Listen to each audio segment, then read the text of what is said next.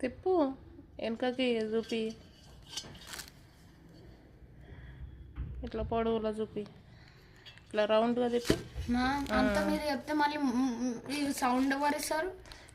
పాట పెడతా కదా. పాట పెడితే అసలు లుక్ ఉండదు, సౌండ్ ఉండాలి, సౌండ్.